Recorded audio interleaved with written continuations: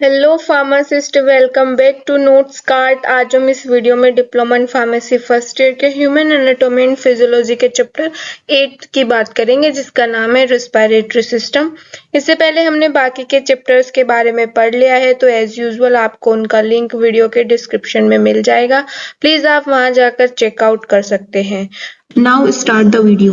तो फर्स्ट हमारा रहेगा रेस्पिरेटरी सिस्टम, यानी कि रेस्पिरेटरी सिस्टम होता क्या है।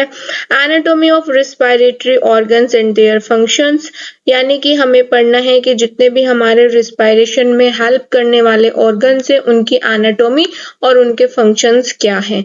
नेक्स्ट हम बात करेंगे फिर रेगुलेशन मैकेनिज्म ऑफ रेस्पिरेशन, यानी कि हमारी बॉडी में रेस्पिरेशन की जो प्रोसेस है वो हमारी बॉडी में कैसे होता है, उसका मैकेनिज्म हमें पढ़ना है।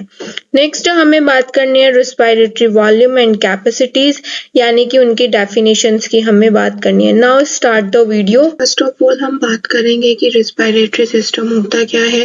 Respiration is the action of breathing, यानी कि जो हमारा रेस्पिरेशन है वो ब्रीदिंग का एक एक्शन है, एक मूवमेंट है।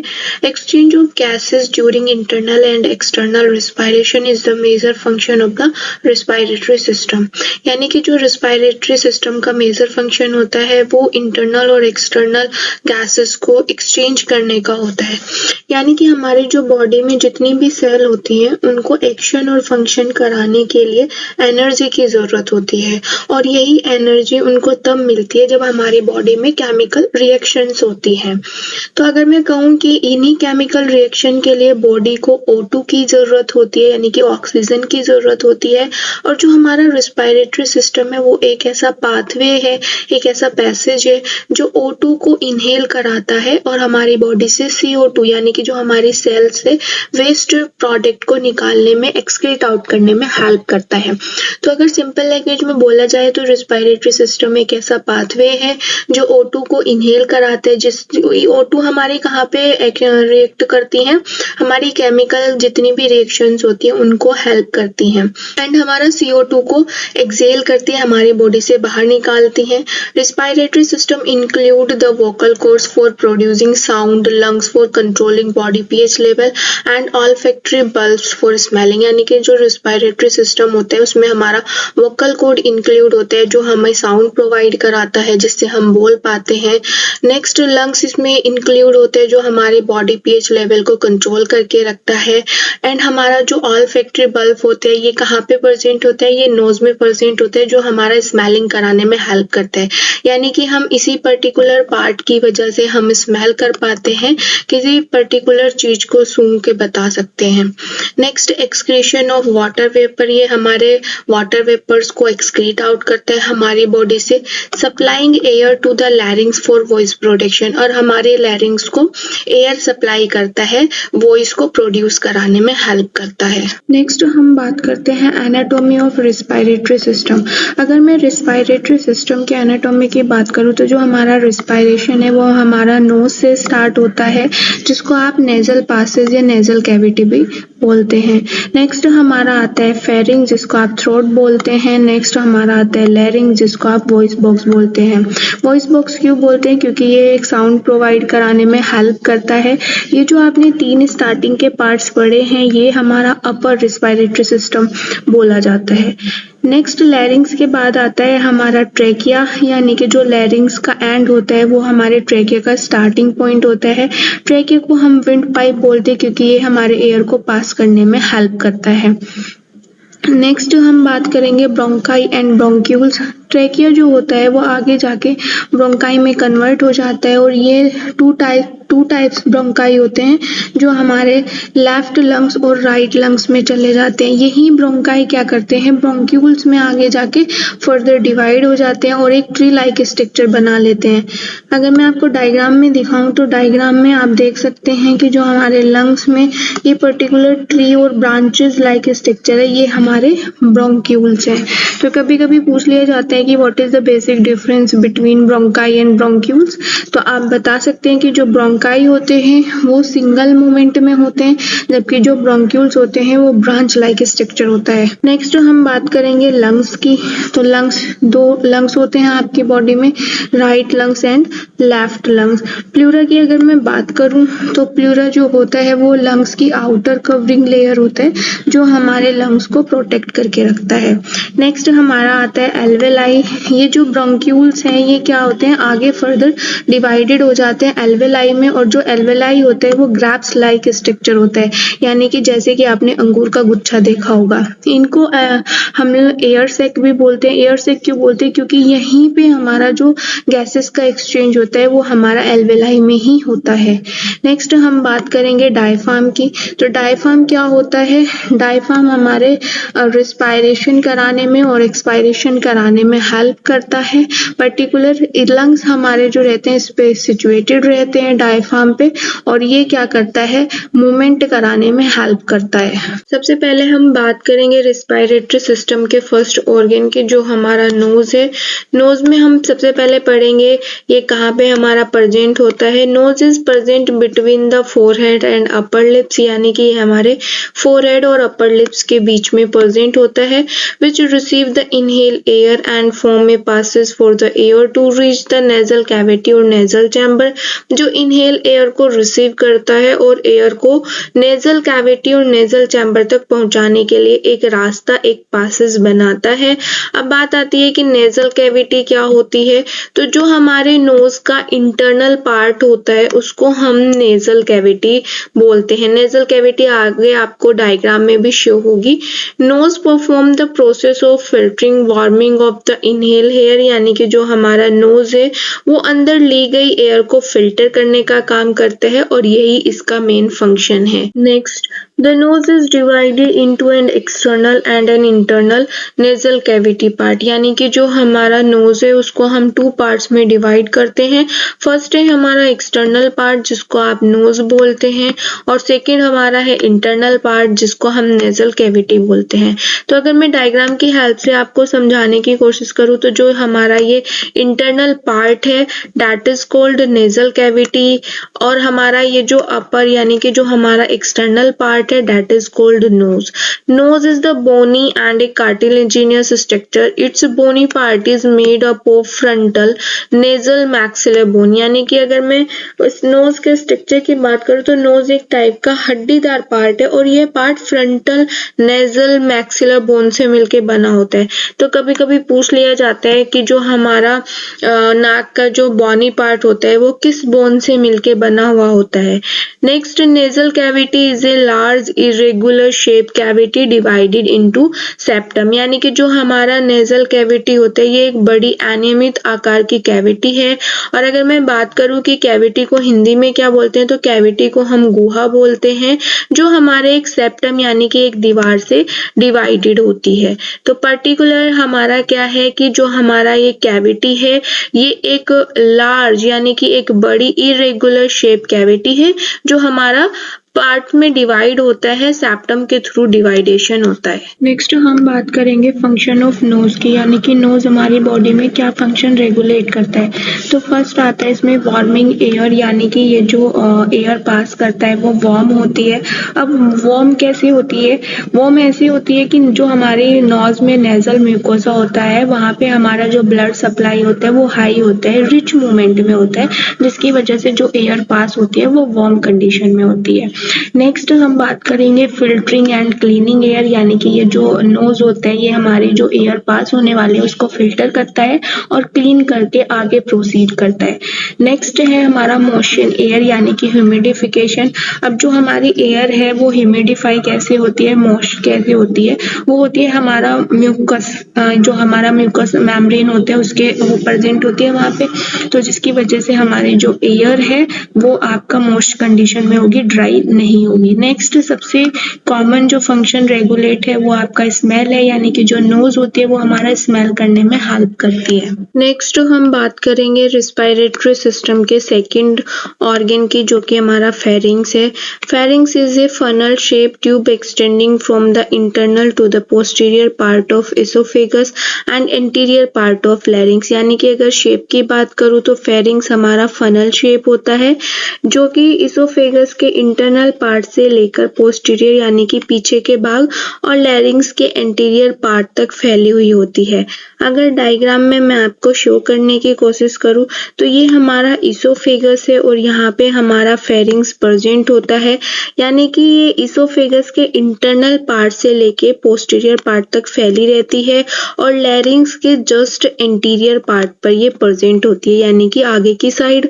It is made up with skeletal muscles, यानी कि जो हमारा फेरिंग्स होता है वो हमारे स्केलेटल मसल से मिलके बना होता है। नेक्स्ट हम बात करते हैं फंक्शन ऑफ फेरिंग्स की। तो जो फेरिंग्स होता है वो हमारे डाइजेशन में हेल्प कराता है, हमारे रिस्पायरेशन में हेल्प कराता है।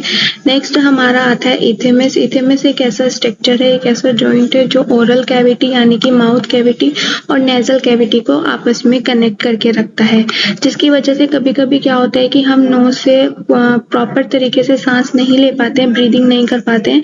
देन हम क्या करते हैं, माउथ को प्रेफरेंस करते हैं, माउथ से ब्रीदिंग करते हैं।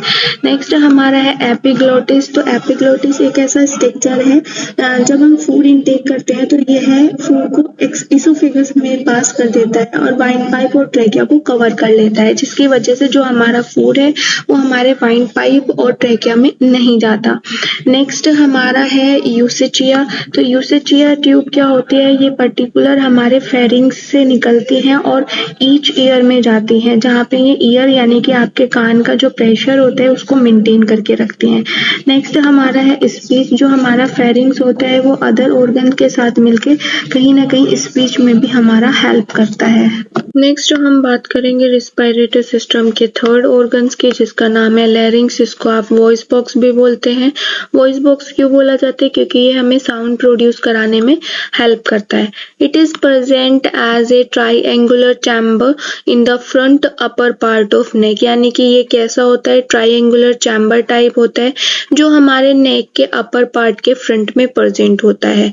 लैरिंग्स is present in the interior neck at the 3rd to 6th cervical vertebra level, यानी कि जो हमारा लैरिंग्स होता है वो इंटीरियर नेक के 3rd से लेके 6th सर्वाइकल वर्टिब्रा लेवल पे प्रेजेंट होता है।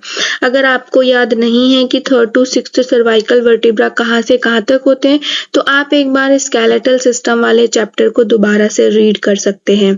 It joint the hypopharynx with trachea, यानी कि ये किसके साथ जुड़ा होता है, हाइपोफेरिंग्स से ट्रेकिया के साथ जुड़ा होता है। अगर आप डायग्राम में देखेंगे तो ये इसका इंटरनल डायग्राम है, जिसमें पर्टिकुलर कुछ मेम्ब्रेन अटैच होती हैं। आपको अगर मैं हायोइड की बात करूँ तो हायोइड से आपको कुछ याद आ रहा होगा, आपने स्केलेटल सिस्टम में पढ़ा होगा। ये एक टाइप की बोन्स होती है जो यू शेप की होती है, जो हमारे नेक को और टंग को आपस में जोड़ के रखती है, कनेक्ट करके रखती है। ये आपने स्केलेटल सिस्टम वाले चैप्टर में पढ़ा होगा। तो कुछ मेम्ब्रेन्स इसमें प्रेजेंट होते हैं, कुछ लिगामेंट्स इसमें प्रेजेंट होते हैं, कुछ कार्टिलेज इसमें प्रेजेंट होते हैं। अगर मैं बात करूं लैरिंग्स के एंड पार्ट की, तो जो लैरिंग्स का एंड पार्ट होता है वो हमारे ट्रेकिया के साथ अटैच होता है। नेक्स्ट हम बात करेंगे फंक्शन ऑफ लैरिंग्स की। तो जैसे कि मैंने आपको पहले बताया था कि लैरिंग्स को हम वॉइस बॉक्स भी बोलते हैं, तो ये हमारा क्या करता है, साउंड को प्रोवाइड कराने में हेल्प करता है। वॉल्यूम एंड रेजोनेंस बना के रखते हैं, यानी कि हमें कितना वॉल्यूम में अपना साउंड प्रोवाइड कराना है, कितना वॉल्यूम में हमें बोलना है। रेजोनेंस और यानी कि हमारी टोन को मेंटेन करके रखता है। नेक्स्ट हमारा है this pathway is present between the larynx and trachea, यानी कि ये जो बोलने वाला जो पाथवे होता है, ये जो साउंड वाला प्रोसीजर होता है वो हमारे लैरिंग्स से लेके ट्रेकिया के बीच में होता है। The air inhale is humidified filter and warm as it pass through the larynx, यानी कि जो हमारा लैरिंग्स होता है वो हमें एक जो हमारी इनहेल एयर है उसको ह्यूमिडिफाइड करके देता है, फिल्टर करके देता है, बैक्टीरिया फ्री करके देता है और वार्म करके देता है। नेक्स्ट रेस्पिरेटरी सिस्टम का नेक्स्ट पार्ट है, नेक्स्ट ऑर्गन है trachea. Trachea is known as windpipe. Trachea को वाइंड पाइप भी बोला जाता है। क्यों बोला जाता है? क्योंकि ये हमें एयर पास कराने में हेल्प करता है। It is 10 to 11 centimetre long continuous pathway from the larynx, यानी कि अगर इसकी लंबाई की बात की जाए तो ये 10 से 11 सेंटीमीटर लॉन्ग होता है। और जैसे कि मैंने आपको पहले वाली स्लाइड में बताया था कि जो लैरिंग्स का एंड पार्ट होता है वो हमारे ट्रेकिया के स्टार्टिंग वाले पार्ट से जुड़ा होता है। It lies in the medium plan in front of the oesophagus. यह ओसियोफेगस के सामने मीडियम में स्थित रहता है, प्रेजेंट रहता है। नेक्स्ट बात करेंगे हम स्ट्रक्चर ऑफ ट्रेकिया की। Trachea is composed of 16 to 20 C shape structure, यानी कि जो हमारा ट्रेकिया है वो 16 से 20 सी शेप स्ट्रक्चर से मिलके बना होता है।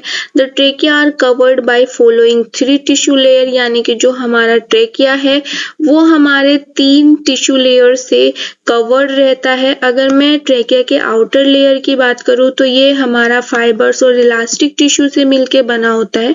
नेक्स्ट अगर मैं बात करूं मिडिल लेयर की, यानी कि बीच वाली लेयर की, तो ये हमारा कार्टिलेज और बैंड से मिलके बना होता है। नेक्स्ट अगर मैं बात करूं इनर लेयर की, यानी कि इंटरनल लेयर ऑफ ट्रेकिया, तो ये हमारा सिलिएटेड कॉलमनर एपिथेलियल टिश्यू से मिलके बना होता है।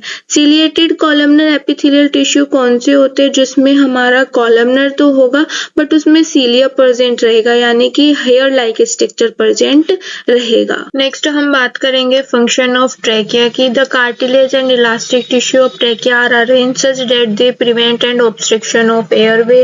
ट्रेकिया में कार्टिलेज और इलास्टिक टिश्यू का अरेंजमेंट होता है जिससे कि एयरवे में कोई रुकावट नहीं होती और एयरवे आराम से पास हो जाती है।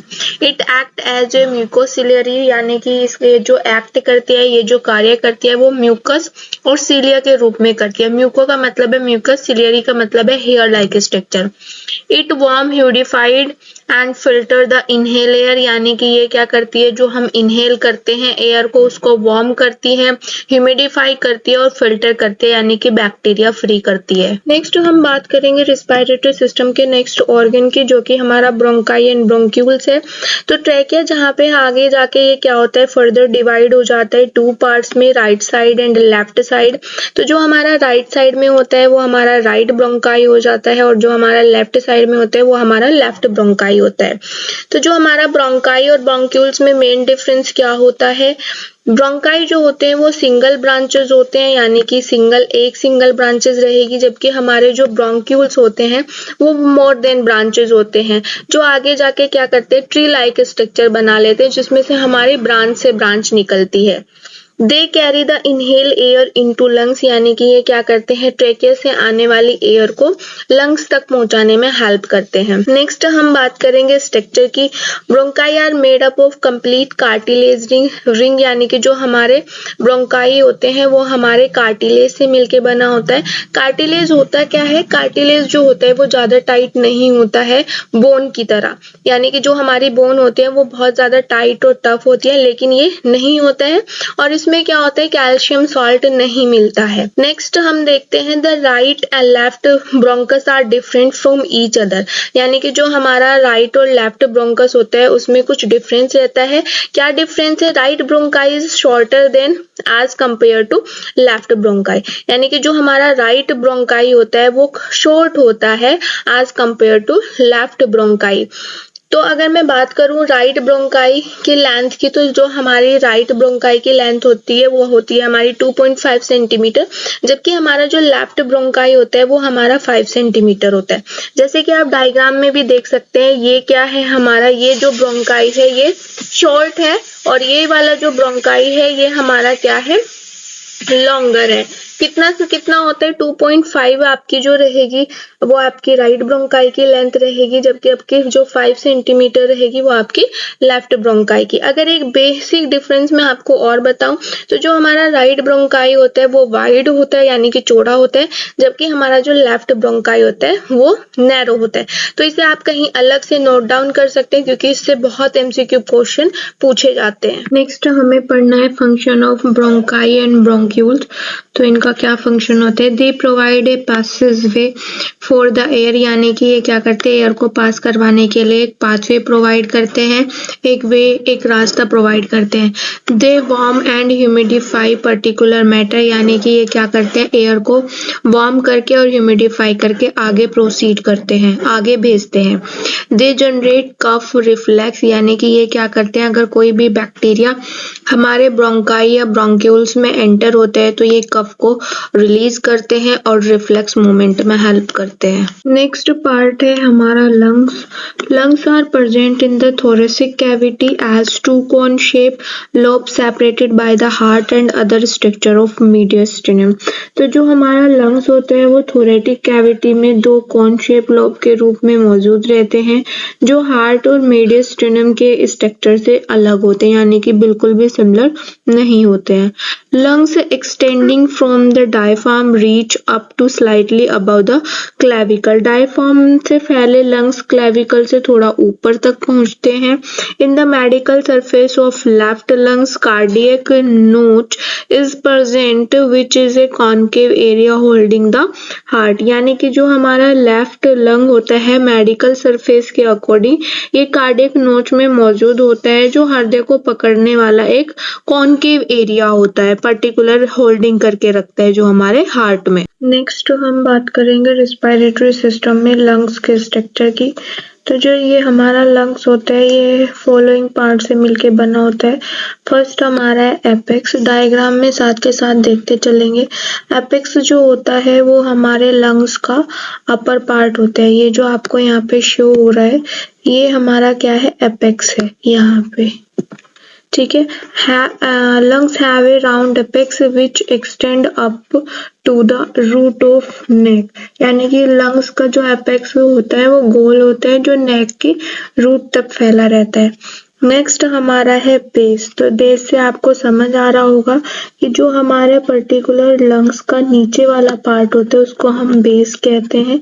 ये जो इसका ये वाला पार्ट है ये हमारा क्या है, बेस है। Lungs have a concave and semilunar base which is associated with the thoracic surface of the diaphragm. Lungs का जो बेस होता है वो कॉन्केव और सेमिलुनर होता है जो डायफ्राम के थोरेसिक सरफेस से जुड़ा होता है। नेक्स्ट हमारा है कोस्टल सरफेस। तो पर्टिकुलर क्या है कि यहाँ पे क्या होता है, जो हमारा ये आपका मिड पार्ट है लंग्स को आप क्या बोलते हो, कोस्टल सरफेस बोलते हैं। Lungs have a concave coastal surface which is associated with the costal cartilages ribs and intercostal muscles. जो हमारे लंग्स होते हैं लंग्स में एक कॉन्केव कोस्टल सरफेस होता है जो costal cartilage ribs intercostal muscle से जुड़ा होता है। नेक्स्ट हमने यहाँ पे आपको दो डायग्राम लंग्स के शो किए हैं, दोनों सिमिलर हैं, बस कुछ चीजें आपको इसमें बतानी है। फर्स्ट है हमारा लैरिंग्स। लैरिंग्स के बारे में आप सब समझ गए होंगे, वॉइस बॉक्स बोला जाता है।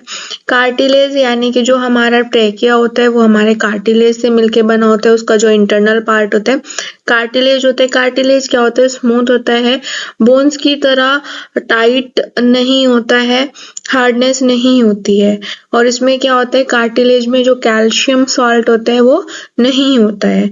नेक्स्ट हमारा है ट्रेकिया, यानी कि जब हमारा जो एयर है वो लैरिंग से किस में जाएगा, ट्रेकिया में जाएगा, और ट्रेकिया में जाने के बाद वो फर्दर किस में डिवाइड हो जाएगा, आपका दो ब्रोंकाई में डिवाइड हो जाएगा।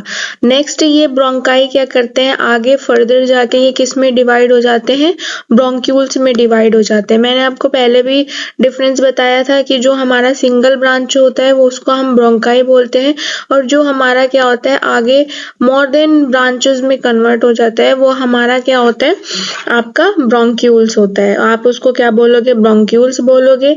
ट्री लाइक स्ट्रक्चर ये हमारा बनाता है। अब हम इसमें बात करते हैं कुछ डिफरेंस की, यानी कि जो हमारा राइट लंग्स होता है और जो हमारा लेफ्ट लंग्स होता है उसमें कुछ डिफरेंस होते हैं। आप आ जाइए इस वाले डायग्राम में, यहाँ पे मैंने मैंने आपको शो कर रखा है कि लेफ्ट लंग कौन सा है हमारा और राइट लंग्स हमारा कौन सा है। तो इसमें जो बेसिक डिफरेंस होता है वो ये होता है कि जो राइट लंग्स होता है उसमें हमारे 3 टाइप्स के लोब होते हैं, यानी कि जो अपर पार्ट होता है, मैंने भी पीछे की स्लाइड में आपको बताया कि ये वाला पार्ट हमारा कौन सा है, एपेक्स है, ठीक है, और ये वाला पार्ट हमारा कौन सा है, बेस है। तो अगर मैं बात करूं कि जो हमारा राइट लंग्स होते हैं उसमें हमारे कितने टाइप्स के लोब होते हैं, 3 टाइप्स के हमारे लोब्स होते हैं, सुपीरियर लोब्स, मिडिल लोब्स और आपका इंफीरियर लोब्स। जबकि जो हमारा लेफ्ट लंग्स होता है उसमें सिर्फ और सिर्फ हमारा सुपीरियर लोब्स होता है और हमारा इंफीरियर लोब्स होता है। तो कभी कभी क्वेश्चन आ जाता है कि ऐसे कौन सा लंग्स होते हैं जिसमें हमारे 3 लोब्स होते हैं, तो कौन सा होता है हमारा राइट लंग्स। ये इसमें बेसिक डिफरेंस है। नेक्स्ट हमारा है आपका ये पर्टिकुलर कौन सा पार्ट है, ये हमारा है कार्डियक नोच है, यानी कि कार्डियक नोच क्या होता है, जो हमारे कार्डियक से अटैच होता है। उसके बाद नेक्स्ट मैं बात करूँ तो पर्टिकुलर हमने क्या किया है, ये पर्टिकुलर इसमें आर्टरीज हैं जो ब्लड सर्कुलेशन कराएंगी। इसमें भी आप देख सकते हैं कि यहाँ पे क्या है, अपर लॉब्स है और यहाँ पे क्या है, ये हमारा लोअर लॉब्स है। नेक्स्ट हमारा है function of lungs, they alter the blood pH by altering the partial pressure of carbon dioxide, यानी कि ये कार्बन डाइऑक्साइड के पार्शियल प्रेशर को बदलकर ब्लड पीएच को चेंज कर देते हैं, और जिसकी वजह से क्या होता है, जिसकी वजह से हमारा जो बॉडी में पीएच है वो मेंटेन रहता है। नेक्स्ट हमारा है they filter out small blood clots form in the vein, यानी कि ये वेन में बने छोटे ब्लड क्लॉट को भी फिल्टर करते हैं। नेक्स्ट हमारा है they filter out micro bubbles formed in the venous blood stream, तो ये क्या करते हैं, ये वेनस ब्लड स्ट्रीम में बने माइक्रो बबल्स को क्या करते हैं, फिल्टर करते हैं। नेक्स्ट हमारा है they alter the blood concentration of some biological substance and drug, यानी कि ये क्या करते हैं, कुछ बायोलॉजिकल सब्सटेंस और मेडिकल की ब्लड कंसंट्रेशन को चेंज करते हैं। नेक्स्ट है हमारा they form a soft shock absorbent protective layer for the heart, यानी कि ये क्या है, ये हार्ट के लिए एक soft shock absorbent protective layer बनाते हैं। नेक्स्ट पार्ट है हमारा एल्वेलाई। एल्वेलाई क्या है, रिस्पायरेशन का सबसे लास्ट पार्ट है। The final termination of respiratory bronchioles are the alveolar duct which is turn from alveoli surrounded by capillaries, तो जो हमारा पर्टिकुलर ब्रोंक्यूल्स होते थे वो हमारा किस में कन्वर्ट हो जाते थे, हमारा हो जाते थे एल्वेलर डक्ट में कन्वर्ट हो जाते थे। एल्वेलर डक्ट फिर किस में कन्वर्ट हो जाते थे, फाइनली हमारा एल्वेलाई में कन्वर्ट हो जाते थे, जो हमारा क्या होता, ग्राफ लाइक स्ट्रक्चर था, जिसमें हमें एक गुच्छे का आकार का स्ट्रक्चर दिखाई देता था। और जिसको हम क्या बोलते थे, एल्वेलाई को हम क्या बोलते थे, एयर सैक भी बोलते थे, क्योंकि यहीं पे क्या होगा, हमारा एयर का एक्सचेंज होगा।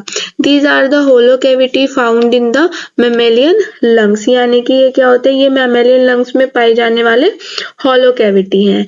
Pulmonary alveoli are the spherical projection of respiratory bronchioles, यानी कि जो हमारे pulmonary alveoli होते हैं वो हमारा क्या होता है, respiratory bronchioles के लिए spherical projection के रूप में वर्क करता है। नेक्स्ट अगर मैं बात करूं स्ट्रक्चर की, A human lungs has around 300 million alveoli, each of them converted with a thin capillary, यानी कि एक ह्यूमन लंग्स में अराउंड कितना मिलियन एल्वेलाई होती है, 300 एल्वेलाई होते हैं, जो हमारा किससे, एक थिन कैपिलरी से ऑक्यूपाइड होती है।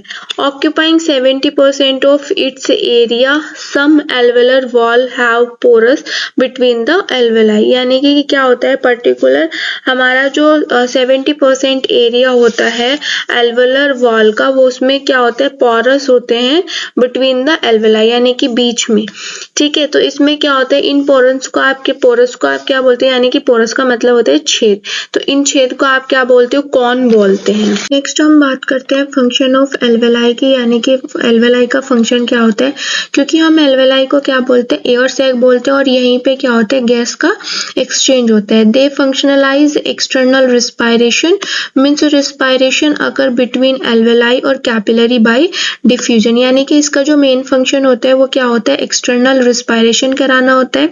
अब एक्सटर्नल रिस्पायरेशन क्या होता है, एक्सटर्नल रिस्पायरेशन का मतलब होता है जब हमारा जो गैस का एक्सचेंज है वो किस किस के बीच में हो, एल्वेलाई और कैपिलरी के बीच में हो with the help of diffusion. एक हमारा होता है इंटरनल रिस्पायरेशन। इंटरनल रिस्पायरेशन का मतलब होता है कि जब हमारा जो गैस का एक्सचेंज है वो कैपिलरी से टिश्यू के बीच में होता है with the help of diffusion. Next, it work for projection against microbe, यानी कि हमें यहाँ पे समझना है इसकी फिजियोलॉजी कि कैसे हमारा जो एल्वेलाई है वो गैसेस को एक्सचेंज करता है। क्योंकि आपको पता होगा कि जो हमारा एल्वेलाई होता है वो हमारे कहाँ पे प्रेजेंट होता है, लंग्स में प्रेजेंट होता है, और इसके चारों ओर क्या होता है, बहुत सारी कैपिलरीज होती है। तो अगर मैं एल्वेलाई की बात करूं कि एल्वेलाई होता क्या है, तो जो हमारा एल्वेलाई होता है इसमें एक थिन मेम्ब्रेन प्रेजेंट होती है जिसको हम क्या बोलते हैं, कॉलमनर स्क्वैमस एपिथेलियल मेम्ब्रेन बोलते हैं।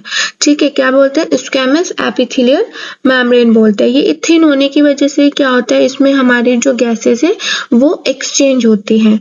अब हमने देखा है कि जो हमारे एल्वेलाई होती हैं उनके चारों ओर बहुत सारे क्या होते हैं, कैपिलरीज प्रोड्यूस होती है। तो कैपिलरीज क्या करना है, हमें इन कैपिलरीज को मेंटेन करके रखना है। ठीक है, कैपिलरीज में कौन सी मेम्ब्रेन होती है, एंडोथेलियल मेम्ब्रेन होती है, और ये भी क्या होती है, सिंगल मेम्ब्रेन होती है, और ये क्या होती है, थिन होती है। तो होता क्या है कि जो एल्वेलाई है वो हमारे एटमॉस्फेयर से क्या करेगी, O2 को लेगी, और O2 को कहाँ पे भेज देगी, हमारा कैपिलरी के अंदर हमारा भेज देगी। यानी कि जो हमारी एल्वेलाई होती है वो हमारे एटमॉस्फेयर से क्या करेंगी, ऑक्सीजन लेंगी। ऑक्सीजन को लेने के बाद वो हमारा किस में भेज देंगी, कैपिलरी में अंदर भेज देंगे, और कैपिलरी से जो हमारा ऑक्सीजन है वो किस में चला जाएगा, पर्टिकुलर हमारा टिश्यू में चला जाएगा। और जो हमारा क्या होता है, कैपिलरीज होती हैं, जो कैपिलरीज में हमारा कार्बन डाइऑक्साइड होता है। कार्बन डाइऑक्साइड, क्योंकि कैपिलरीज में भी क्या होती है, एक थिन मेम्ब्रेन होती है जो क्या करती है, गैस को एक जगह से दूसरी जगह ट्रांसफर करती है।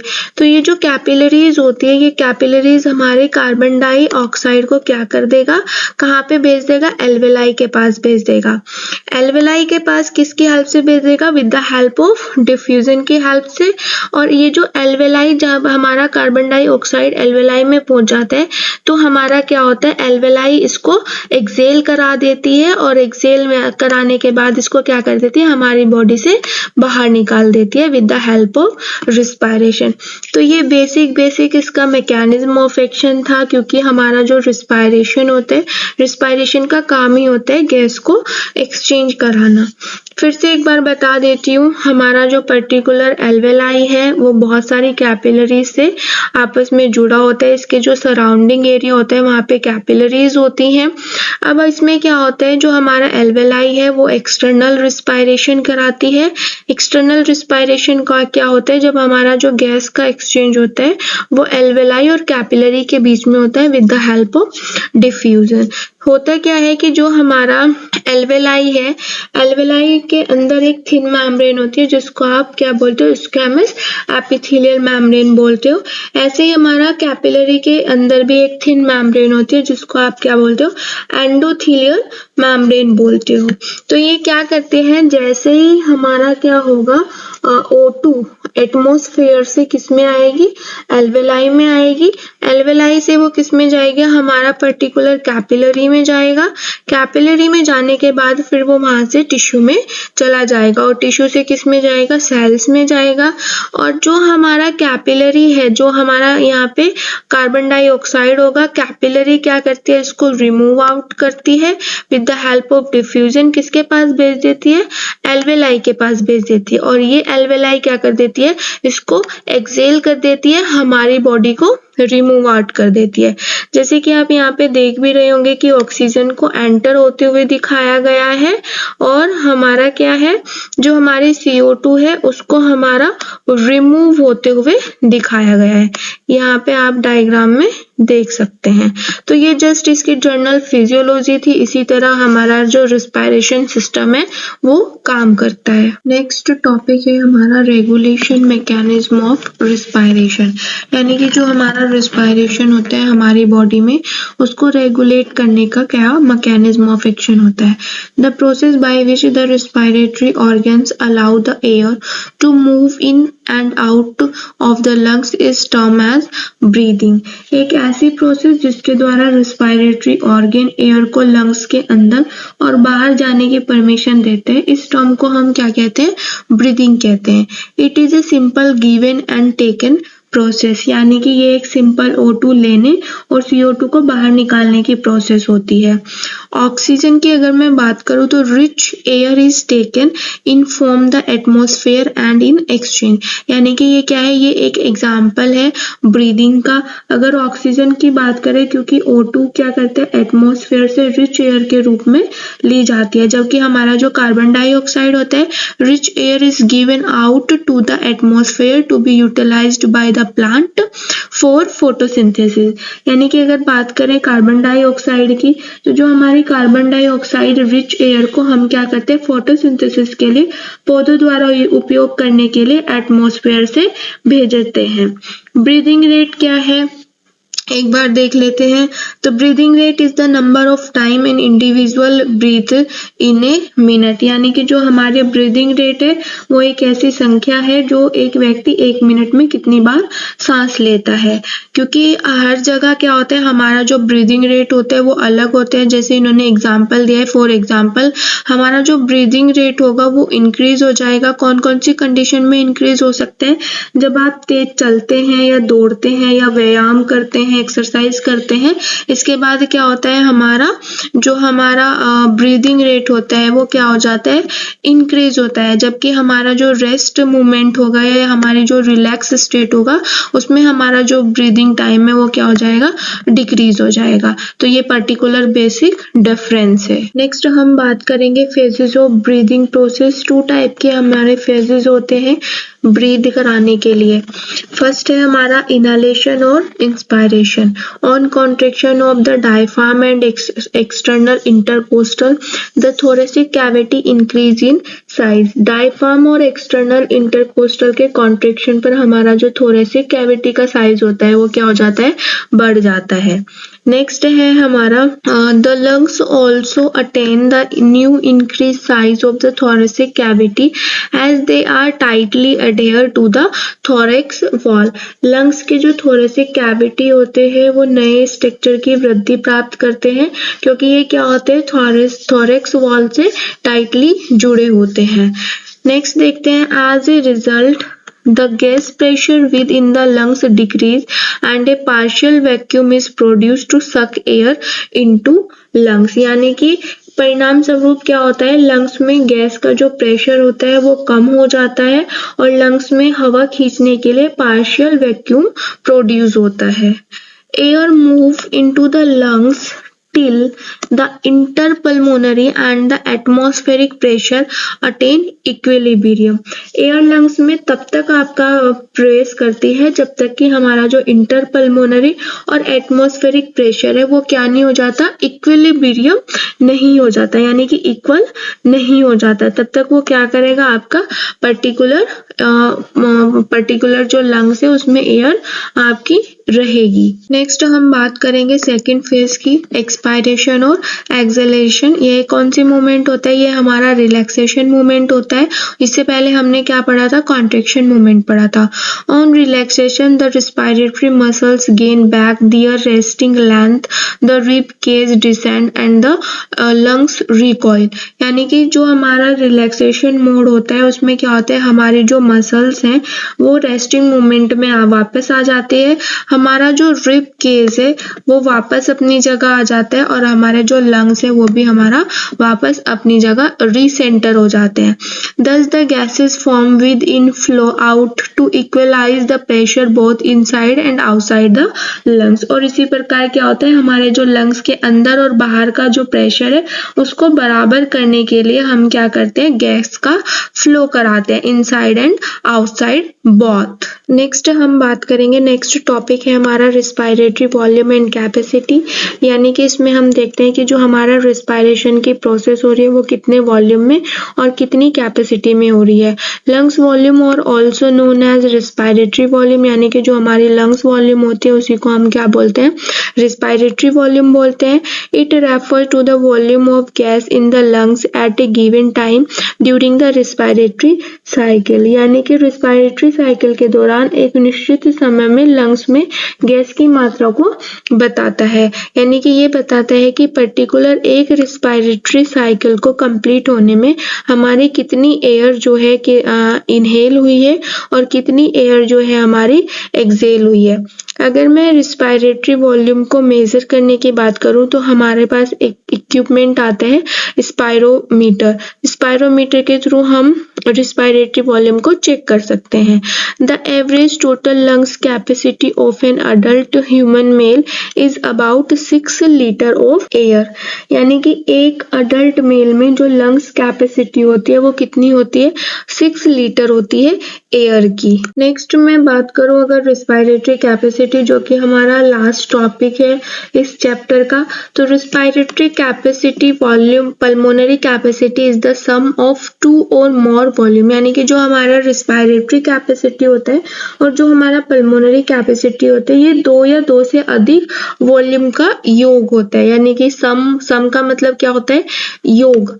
Next, factors such as age, sex, body build and physical condition have an influence on lungs volume and capacity, यानी कि जो ये फैक्टर्स होते हैं लाइक एज हो गया, सेक्स हो गया, बॉडी बिल्ड हो गया, फिजिकल कंडीशन होते हैं, ये हमारे वॉल्यूम ये हमारे जो लंग्स की वॉल्यूम होती है और कैपेसिटी पे हमारा इफेक्ट डालती है। जैसे मैंने लास्ट टाइम भी आपको एक एग्जांपल दिया था कि अगर हम एक्सरसाइज करते हैं तो जो हमारी रिस्पायरेशन कैपेसिटी हो जाती है वो हमारा बढ़ जाती है, और जैसे ही हमारा क्या होता है हम रेस्टिंग मूवमेंट में आ जाते हैं तो हमारा जो रिस्पायरेटरी वॉल्यूम है वो कम हो जाती है। Lungs usually reach their maximum in capacity in early adulthood and decline with age after that, तो यानी कि जो लंग्स होते हैं वो आमतौर पर स्टार्टिंग में अपनी उनकी जो वॉल्यूम होती है वो ज़्यादा होती है, और जैसे जैसे आपकी जो उम्र है वो बढ़ती जाएगी वैसे वैसे आपकी जो कैपेसिटी है, आपकी जो रिस्पायरेशन वॉल्यूम है वो घटती जाएगी। अगर एक नॉर्मल अडल्ट की मैं बात करूँ तो जो हमारी नॉर्मल रिस्पायरेशन बीट होती है वो कितना होता है, 12 to 16 बीट पर मिनट। ये एक नॉर्मल अडल्ट हेल्दी पर्सन की बीट है, तो आप इसको कहीं पे नोट डाउन कर सकते हैं क्योंकि कभी कभी एमसीक्यू में पूछ लिया जाता है कि जो हमारी नॉर्मल बीट होती है वो कितना होती है, तो ये होता है हमारा 12 to 16 बीट पर मिनट। तो इस वीडियो लेक्चर में हमने पढ़ा था रिस्पायरेटरी सिस्टम के बारे में। नेक्स्ट क्लास जो होगी हमारी डाइजेस्टिव सिस्टम के बारे में होगी, जिसमें आप पढ़ेंगे anatomy and physiology of GIT, anatomy and function of accessory glands, physiology of digestion and absorption. I hope कि आपको रिस्पायरेटरी सिस्टम वाला जो चैप्टर है वो समझ आया होगा। Thank you for watching this video. If you have any query and question then message in comment box. Thank you so much.